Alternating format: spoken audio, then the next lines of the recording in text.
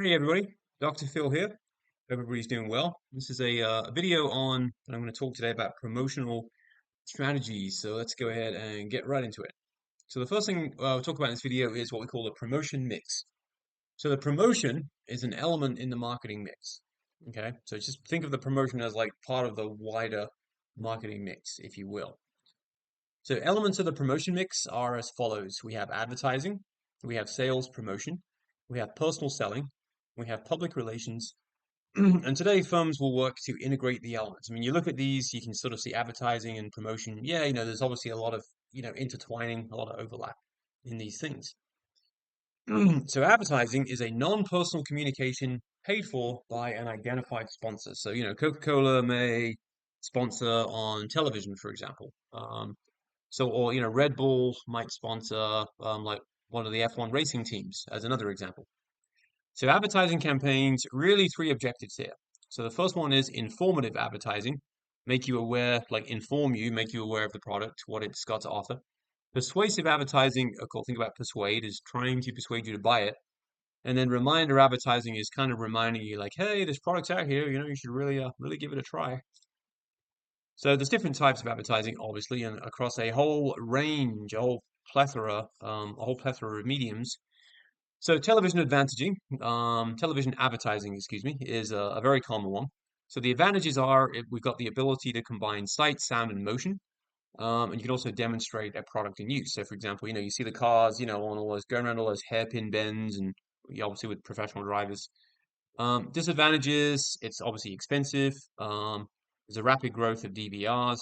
So people, can just kind of recall what they want and then just fast forward through the ads. And then, a lot of consumers are abandoning traditional television service. A lot of, subscription services like Spectrum, um, North State are going down, and they're being, people are moving across to streaming, like, like Disney Plus, for example. So internet advertising. So internet advertising obviously combines desktop and mobile because you could do it on either one. It's currently the second largest global advertising medium behind TV. Obviously, it will eventually be number one.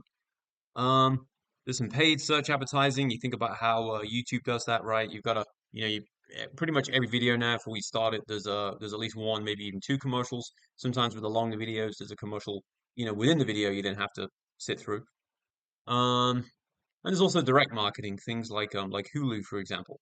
Um, and as far as I'm aware, I don't use Hulu, but as far as I'm aware, like with Hulu, um, I don't think there's any way to sort of like fast forward or skip through those ads. Yeah, and obviously banner and pop-up ads are often ignored, or they can, they're just they get people upset. So no one's going to buy your product if they're upset, right? So there's also print advertising. The advantages of print advertising, newspapers are obviously effective for small businesses to advertise to local community. Certainly very, advertising, print advertising. Um, Print advertising is definitely popular amongst the older generation who maybe, less sort of internet and tech savvy. Firms can run ads in specific sections of a newspaper. Magazines can target very specific audiences, and magazines also have a longer shelf life. What about the disadvantages of print advertising? So fewer Americans using print as primary information source. You think about it now, most people, most people are using their cell phones, they're using the computers to get their information, right? They're not generally looking at newspapers. Newspaper ads compete with editorial content, so that's less room for that. Magazines, of course, have long lead time. And marketers can't control ad placement in magazines. So yeah, if you're a marketer and you're thinking about print advertising, then you're sort of accepting a bit of a loss of control, if you will.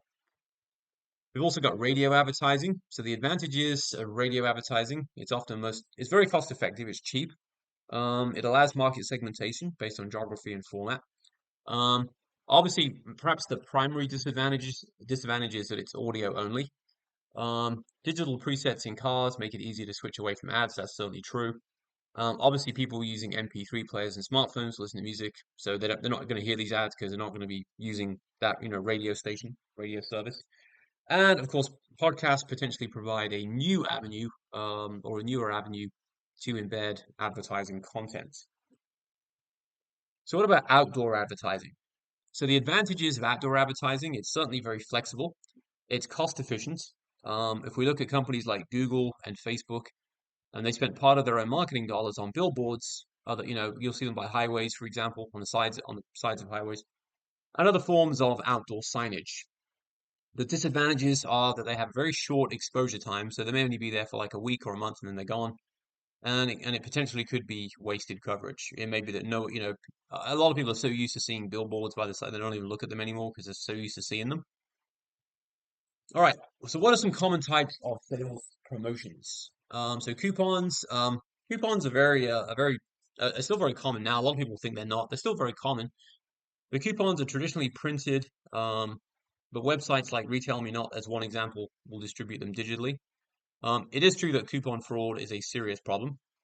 Um, One of the things about the rebates, and I think this is one of the reasons why manufacturers like them, is because customers are enticed by them, but then they fail to redeem them. So that the manufacturer ends up getting to keep the money. Samples like Costco.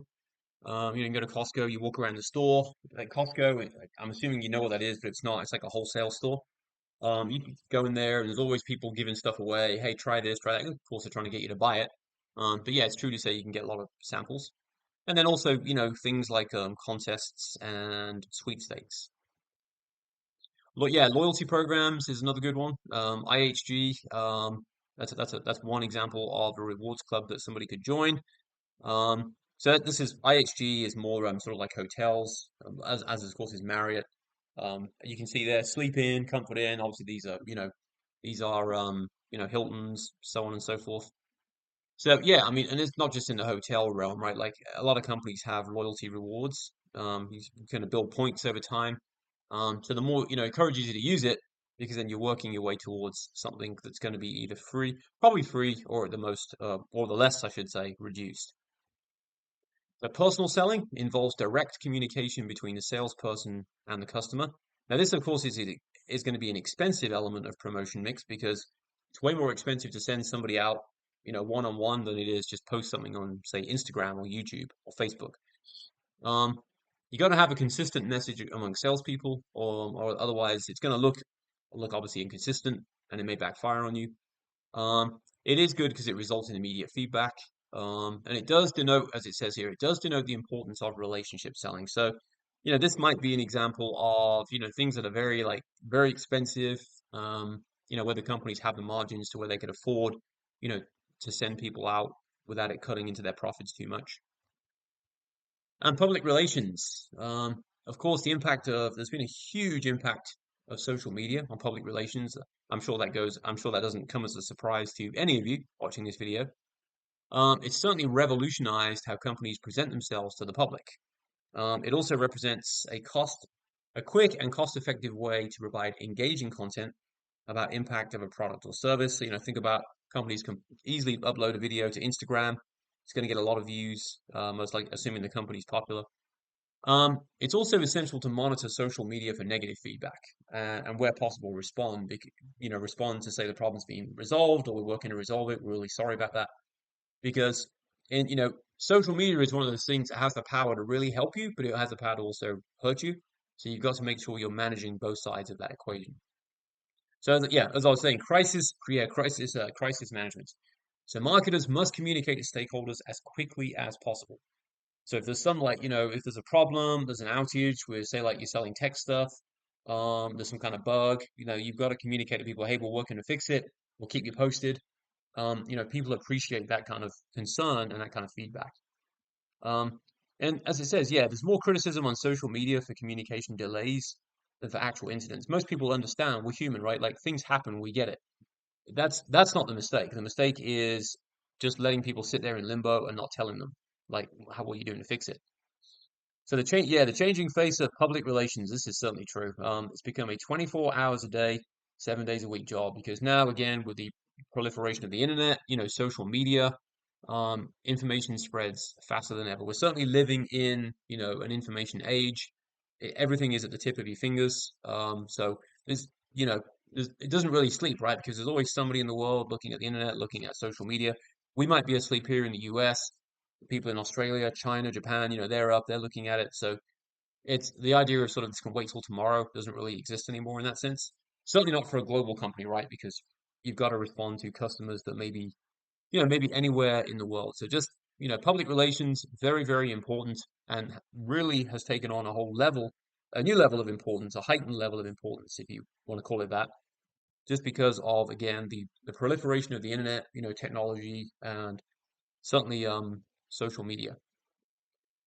And the promotion mix with respect to budgeting strategies. So an affordable method is a sort of a top-down approach that's very common in small businesses. Obviously, small businesses they don't have the big marketing and the big marketing budgets and dollars that the big firms have. So they have to, be a little innovative, be a little inventive, be a little creative. Some companies may use a percentage of sales method. This is one of the most common methods. Um, Good, except when sales go down, because if sales go down, that may be the time that you need to increase marketing expenditures. But by virtue of that formula, it would necessarily go down. And also the objective and task method. There are plenty of other methods too. This isn't an exhaustive list. That's probably the best method, the objective and task method. And this is sort of a bottom-up approach to promotional budgeting, sort of starting at the bottom and building the budget up. And that way, is it perfect? No, but does it help reduce some of that budgetary slack that you may otherwise see? And I would submit to you, yes.